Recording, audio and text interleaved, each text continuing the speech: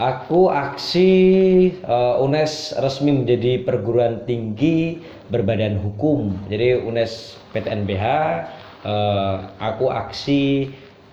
Saya menolak PTNBH itu dari 2017. Lalu mulai saya maba, sudah mengkaji.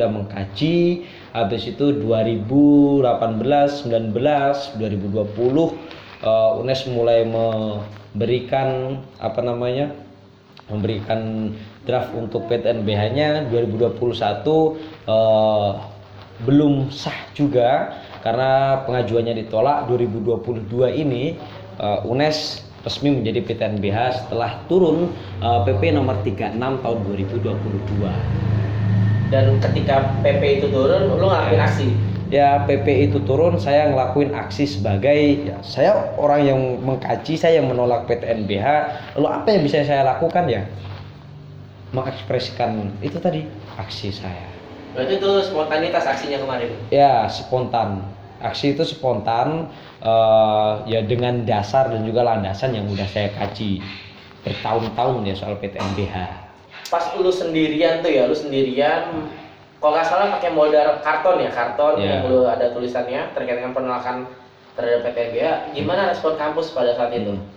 Nah, kampus WR3 datang, habis itu yang sekarang WR3 baru datang, habis itu ada WD3 juga hadir, nanyain, Pak, saya mau mengekspresikan diri saya. Waktu itu saya sekalian ngambil SK skripsi dan sekalian atribut yang saya bawa merupakan baju yang saya buat dari karton yang di situ bertuliskan selamat UNES sudah resmi menjadi PTNBH.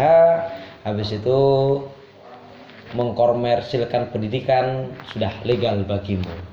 Jadi perlu ada tulisan-tulisan kampus itu mencetak mahasiswa yang kritis, bukan robot, bukan orang yang mencetak robot yang akan menjadi robotnya para kapitalis. Gimana tadi lu bilang ada dari WR3 dan juga WD3, gimana respon dari mereka ketika melihat lu ngelakuin aksi ya bisa dibilang sarkas terhadap status PTNBH UNES ini? Ya, respon mereka ya mendengarkan, bahkan nanti akan ada pertemuan antar birokrasi dan juga mahasiswa yang akan membahas lebih dalam soal PTNBH. Ya, ngomongin kalau di PTNBH itu kan akan ngomongin soal ada majelis MWA-nya, majelis wali amanat. Habis itu akan ada ngomongin soal sampai di statuta UNES juga. Jadi hal itu akan diomongin. Tapi terlepas dari itu semua, karena PTNBH kampus bebas sekarang, bebas memberikan kebijakan sampai di pendanaan. Maka yang paling saya titikin adalah orientasi kampus yang tadinya mendidik mahasiswa akan berubah menjadi kampus yang mencukupi pendanaannya. Seperti itu sih. Tapi kira-kira di mahasiswa UNES sendiri, apakah lu lihat ada respon-respon penolakan gitu terkait dengan PTNBH ini? Respon penolakan itu sudah mulai aku dari maba ya, 2017, 18, 19, 20, 21 itu tetap proses PTNBH tetap berjalan. Kami teman-teman mahasiswa UNES itu terus mengkawal jangan sampai PTNBH ini disahkan. Tapi ya karena satu menteri kita Pak Nadiem Makarim, dia membuat program, salah satunya juga program Kampus Merdeka itu untuk mempercepat kampus-kampus menjadi PTNBH. Kan itu PTNBH program Kemendikbud banget. UNES hanya menjalankan itu, tapi ayo PTNBH kita kritisi karena di situ akan membuat kampus negeri menjadi kampus liberal, menjadi kampus yang orientasinya profit, menjadi kampus yang masuknya komersialisasi pendidikan sampai di titik kampus privat, kampus privatisasi pendidikan. Lo ada duit, boleh masuk kampus kami, padahal itu kampus negeri. seperti itu. Oke, tadi kan lu bilang soal verifikasi pendidikan, soal komersialisasi pendidikan. Emang dampaknya apa sih buat mahasiswa gitu, Jis? Dampaknya satu, ketika kampus tidak bisa mencukupi dana yang didapatkan dari investasi, habis itu yang didapatkan dari badan-badan usaha kampus, habis itu dari negara yang kecil, maka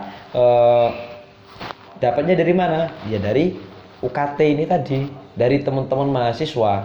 Jadi sumber pendanaan kampus itu yang paling gede itu kan di mahasiswa.